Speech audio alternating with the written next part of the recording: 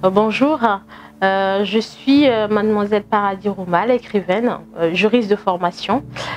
Aujourd'hui, je suis dans cette émission justement parce que j'écris deux romans, Être sans être et Le prisonnier. Donc, je suis juriste de formation qui est de nationalité togolaise, résidant en France. Et là, aujourd'hui, je suis là pour, évidemment, pour la dédicace et la conférence de presse concernant mon nouveau roman Être sans être.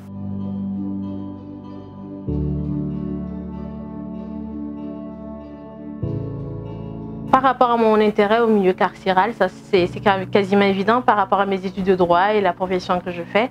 Donc depuis que j'étais étudiante, je me suis toujours intéressée aux prisonniers puisque mon but était d'être avocate. Donc j'ai visité des prisons au Togo ainsi qu'en France. Et là, il fallait évidemment que je fasse une plaidoirie par rapport à cette cause qui me tenait à cœur, par rapport aux conditions de vie des prisonniers, d'où le roman Le prisonnier qui est né de cette aventure-là.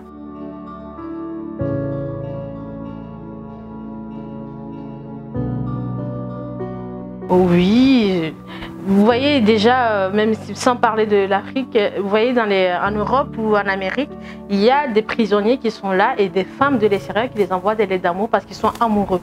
Alors qu'ils sont des tueurs en série, des gens qui ont commis des crimes les plus horribles possibles, et il y a des femmes qui les envoient des lettres d'amour parce qu'elles fantasment sur ces prisonniers. Ce qui veut dire qu'il y en a qui les épousent, qui se marient avec des prisonniers qui sont en prison à perpétuité. Donc l'histoire d'amour est possible. Il n'y a rien d'impossible dans la vie. Voilà.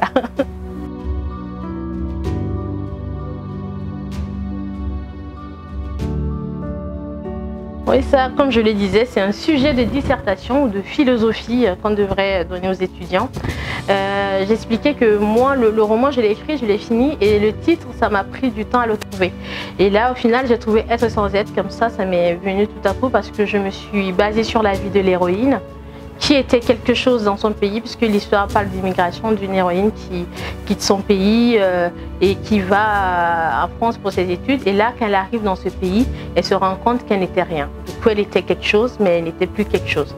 D'où Être sans être. Et on peut encore plus développer sur cette question, parce que c'est tout un débat sur ce titre-là.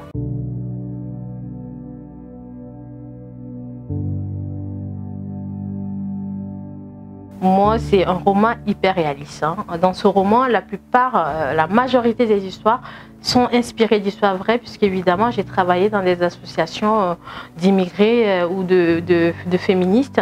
Et là, je me rends compte que la France n'est pas l'Eldorado. Moi-même, je me rends compte dans mon quotidien. Et moi, le but, c'est de montrer ces de vraies facettes. Parce qu'il y a les gens qui pensent que quand ceux qui vivent en France, ils sont dans le paradis, parce qu'ils voient sur les réseaux sociaux, les Facebook, ils s'habillent très bien, ils sont dans de grandes maisons, avec de belles voitures. Ça, ce n'est qu'un mythe. La vraie France, c'est pas l'Eldorado. C'est ce que moi je veux dénoncer, c'est ce que je veux montrer à travers cet ouvrage. Donc l'Eldorado, non. La France, c'est pas l'Eldorado.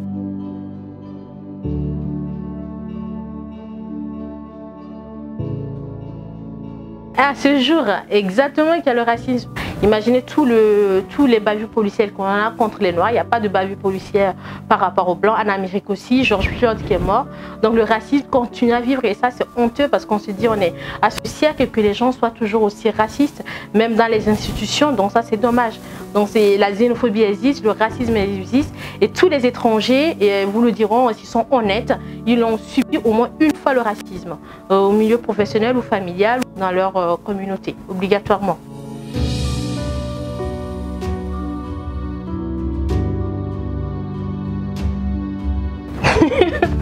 Pourquoi je suis gênée par les problèmes des autres? Je pense que les problèmes des autres, si les autres ne peuvent pas parler de leurs problèmes, il faut bien que quelqu'un le fasse. Et je ne suis même pas la seule qui le fait. Je pense que d'autres le font à travers de diverses manières, par des chansons, par la musique, par les films, par le cinéma. Et moi, la seule manière que moi j'ai trouvé de le faire, c'est en écrivant. Et c'est dans mes écrits, il faut que je dénonce parce que j'ai cette liberté d'écrire ce que je veux. Heureusement qu'il y a la liberté d'expression. Et du coup, j'écris, je dénonce, je prends le risque et voilà, de m'intéresser aux autres et de m'intéresser à leurs problèmes. Donc, je ne peux pas faire autrement. Dans tous mes romans, dans tous mes écrits, je pense que je vais continuer par dénoncer et toujours à m'intéresser aux autres. Par rapport aussi à mon éducation, par rapport à la culture et aussi la société, et surtout à ma formation de juriste. Parce que quand tu es juriste, c'est que tu es imprégné dans ce domaine et qu'on voit les droits qui existent. Moi, j'ai été au Togo, je suis en France aujourd'hui, et quand tu compares, tu vois l'inégalité qu'il y a. À un moment, je sais que même si les autres ne le font pas, il faut bien que je le fasse. Peut-être que ça incitera les autres à le faire, mais quand on voit tout ça, on est obligé de s'engager à un moment, sinon personne ne le fera.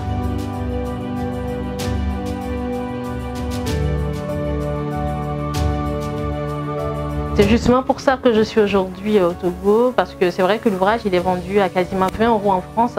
Et je sais que les Togolais, ils aiment lire, ils veulent lire, et on connaît la crise et le budget du Togolais. Je me suis dit, il faudrait que ce soit édité par une maison d'édition ici. C'est pour ça que je suis venue voir humblement les éditions Aoudi, et ensemble, on a décidé d'éditer le roman. Mais comme c'est un pavé ce roman, puisqu'il est énorme, on s'est dit, on le fera en 2 tomes, tome 1, tome 2, évidemment pour le vendre à un prix réduit, pour permettre à chacun au moins de pouvoir l'acquérir et pouvoir découvrir tout ce que je dénonce dans ce roman.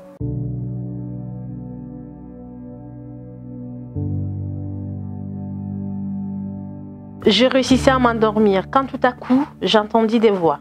Je me levai en sursaut, cherchais un objet pour me défendre. Il était 3 h du matin. J'étais une femme seule dans la nature, en pleine neige. Je trouvais un morceau de bois que je serrais de toutes mes forces. J'avais peur. Mon cœur battait à se rompre. Qui était-ce?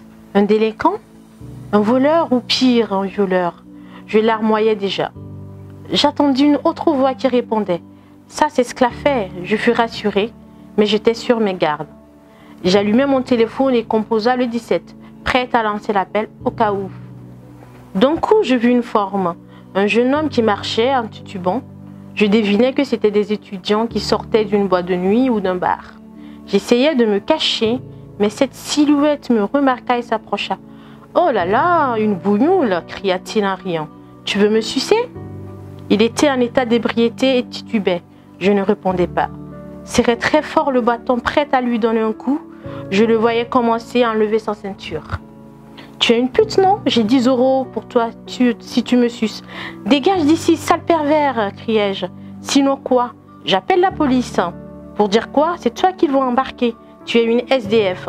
En plus, avant qu'il n'arrive, je serai partie.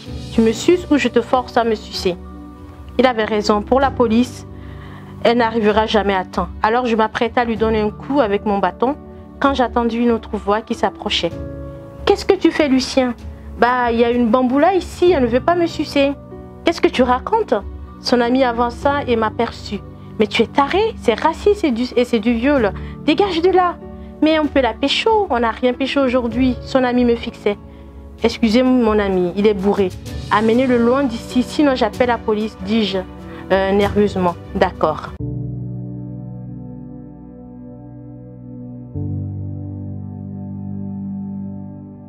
Ah oui, je pense que ça pilule partout. Parce que déjà, des étudiants centre de mes fils qui sont français, il y en existe. Donc c'est pour dire, les étudiants centre de mes fils étrangers, il doit en avoir. Là, actuellement en France, il y a les étudiants qui font des manifestations contre la précarité étudiante. Ce sont les Français, les étudiants français qui ont leur famille, leurs parents qui sont en France, qui font cette manifestation. Donc imaginez un étranger qui quitte son pays, il n'a ni frère, ni soeur, ni famille, ni personne dans un pays qui n'est même pas le sien, sa précarité. Donc le sien doit être pire que celui des étudiants français. Donc là, il y en a pas mal qui sont dans la rue, qui sont sans domicile fixe, qui vont d'une amie à une autre. Moi j'ai eu des amis qui m'ont dit « je peux venir passer la nuit chez toi parce que je n'ai eu pas où dormir, je dois appeler » parce que surtout pour les femmes, ils ont la chance, on peut les mettre dans des hôtels. Et quand on dit des hôtels, ce sont des hôtels avec une précarité qui n'a pas son nom. Et qui dorment là-bas, qui vont faire les études, elles sont à 4 ou à 5 ou à 6 dans une petite chambre de 6 mètres carrés avec un peu d'eau. Et leur frigo, c'est la fenêtre qui est leur frigo parce qu'il fait froid dehors.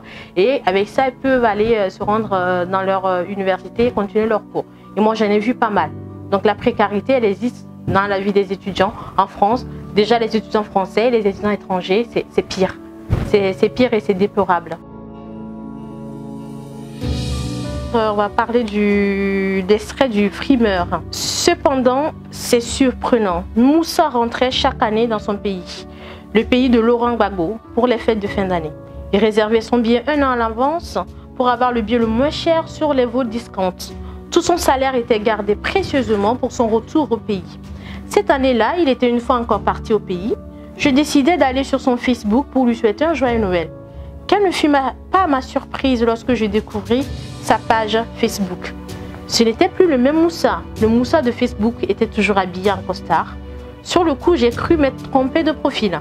Je lui envoyais mes vœux, il y répondit. C'était certain, c'était Moussa. Sur sa page Facebook, il n'y avait que des photos de lui à Cannes, à Saint-Tropez, à côté de voitures de luxe comme des Ferrari, Porsche. Je regardais ses photos et vidéos de voyage dans son pays. Je voyais un Moussa dans les boîtes de nuit, avec des liasses de francs CFA en train de boire des bouteilles de champagne à 300 €, des champagnes Louis du Bosquet, Rothschild et Franken. Il était toujours entouré de filles superbement canon et à qui il mettait des liasses de billets entre les seins. Sur son profil, il était écrit qu'il était homme d'affaires. Je tombais des nues. Qu'est-ce que c'est que cette mascarade, me disais-je. J'attendais son retour de pied ferme pour comprendre ce scénario mensonger. Comment le Moussa qui dormait dans la rue ici à Dijon, mangeait des restes des clients, mendiait et squattait chez des connaissances, faisait son shopping à Emmaüs et mangeait au resto du cœur, pouvait être un homme d'affaires aussi riche dans son pays.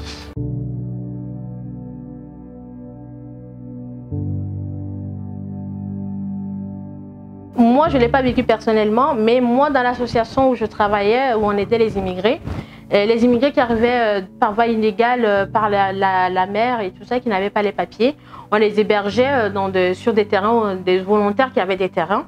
On mettait des tentes, on allait recueillir des habits. Emmaüs, ils récupèrent des habits de récupération, les gens ils donnent des habits.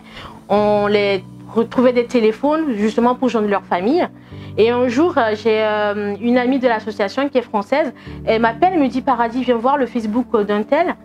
Et on voit sur son Facebook, on le voit habillé devant des voitures, il mettait des photos disant qu'il travaillait, il était devant des maisons et on était tous choqués. Parce que le gars et la personne vivait dans une tente quelque part avec des habits de récupération, avec la nourriture qu'on récupérait pour leur donner. En plus, on les cachait parce que si la police les retrouve, ils vont être rapatriés. On les cachait le temps qu'il faut pour avoir leurs papiers. Et là, sur leur Facebook, on était choqués de voir qu'ils vendaient du rêve, alors qu'il n'avait même pas de domicile, la personne. Donc ça va inciter les autres qui sont pas encore venus, ils vont prendre le risque, ils vont prendre des pirogues, ils vont se dire « Ah, un tel, il a réussi, je viendrai moi aussi ». Alors que c'est faux, c'est un mythe, c'est faux, c'est pas possible, ils vont risquer leur vie pour rien. Ils vont arriver, ils vont vivre dans la rue, ils vont dormir dans la rue sous des tentes, en moins 4 heures dans la rue, et c'est ce qui les attend, quoi, généralement.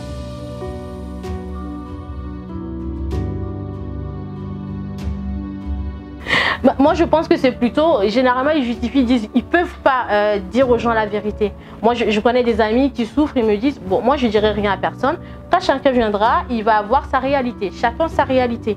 Donc, ils viennent, ils vont faire le pharo. Si tu veux venir, ils vont t'aider à venir. Quand tu seras sur place, toi-même, tu vas te rendre compte de ce qui se passe.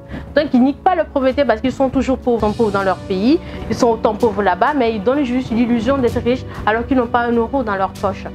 Alors, il faut quand même être honnête parce qu'il y a quand même des gens qui perdent leur vie. Il faut quand même leur dire la vérité parce que c'est dangereux. Si une personne vient légalement en France, au moins il a plus de chances, pas plus de chances, c'est pas pour autant qu'il va souffrir moins que les autres. Au moins il restera en vie, mais il va juste souffrir dans la galère. Chacun ses chances. Il y a peu de gens qui réussissent. Mais ceux qui viennent par les pirogues, par la mer et qui meurent et qui sont noyés, alors est-ce que c'est pire? Est-ce que c'est mieux c'est pas mieux d'être dans son pays que d'aller mourir dans la mer pour finalement se retrouver dans un autre pays et vivre dans la rue? Il faut poser le pour et le contre. Faut voir. Le dernier extrait, nous allons, oui voilà, dans la famille de Raphaël. Tout le monde était censé dormir après le bœuf bourguignon qu'on avait dévoré le midi. Juste soudain soir, je me réveillais et descendis les escaliers pour aller à la cuisine. Je marchais sur la pointe des pieds, de peur de réveiller les enfants. J'attendis des voix qui s'esclaffaient dans le boudoir. Et oui, il y a un boudoir chez mes beaux-parents. C'était ma belle-mère et ses filles. J'attendis mon nom dans la conversation. Du coup, je me mis derrière la porte pour écouter furtivement. Et là, j'entendais. Je suis sûre que Raphaël joue avec elle. Il ne pense quand même pas épouser une Africaine, dit Margot. Moi, je n'ai rien contre les Noirs, hein, mais je préfère des Noires françaises qui sont nées ici. Les Noirs d'Afrique sont pleines de maladies, aucune éducation, renchérit Nathalie. Vous avez raison les filles. J'en avais déjà parlé avec Raphaël la première fois qu'il avait osé l'amener ici. Il me dit qu'il aime et que mes propos étaient racistes. Il ne sait pas qu'elle l'utilise. Hein. J'ai une copine, Sophie, s'est fait avoir comme ça par une arnaqueuse nigériane. Hein. Elle l'a poussée au mariage et dès qu'elle a eu ses papiers, elle a vidé ses comptes et a disparu, dit Marguerite. Bon voilà, elles sont toutes comme ça, des matérialistes. Oui, et je suis sûre qu'elle attend que mon fils lui mette la bague au doigt, comme ça elle va le ruiner. Je vais la signaler à la préfecture. Sûrement que c'est une sans-papier qu'elle monte sur ses études de droit. Elle est là pour ruiner mon fils. Je ne la supporte pas avec sa peau noire comme du charbon. À chaque fois qu'elle prononçait une phrase, j'étais indignée. Je ne savais quoi faire. Les affronter ou faire semblant de rien. Je décidais de nourrir le démon en moi. Je pouvais supporter qu'elle ne m'aime pas parce que je suis pauvre ou à cause de mon caractère, ma personnalité. Mais insulter mes origines était la limite à ne pas franchir. Je fis irruption dans le salon avec impétuosité. Elle prit peur et sursautèrent. « Marguerite, répétez ce que vous venez de dire, criai-je. « De quoi tu parles, Indy » dit-elle désemparée. « Vous allez répéter, j'ai tout entendu. Vous me traitez de sale noire, vous osez? Tu as mal saisi, on n'a jamais dit cela. » J'étais tellement en furie qu'elles avaient peur de moi. J'avais l'air d'une lionne prête à me jeter sur elle. Je criais si fort avec emportement que toute la maisonnée se réveilla. Mon beau-père Raphaël, les beaux-frères, nièces et neveux arrivèrent au salon.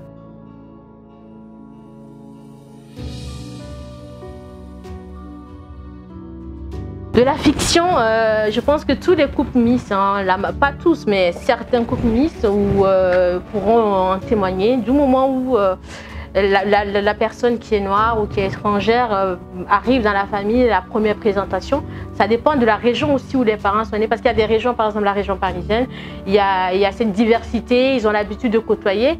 Il y a des régions ou dans des villes, on trouve un noir, quand tu tombes sur un noir, c'est un hasard parce qu'il n'y a pas énormément. Dans ce genre de région, si du jour au lendemain, le monsieur va présenter à ses parents qui n'ont pas l'habitude de côtoyer des étrangers et qu'on les présente une noire ou un noir disant oui, c'est votre gendre, c'est votre belle-fille, même s'ils sourient parce que c'est leur fils, ils ne veulent pas le blesser, c'est pas pour autant qu'ils sont d'accord. Hein.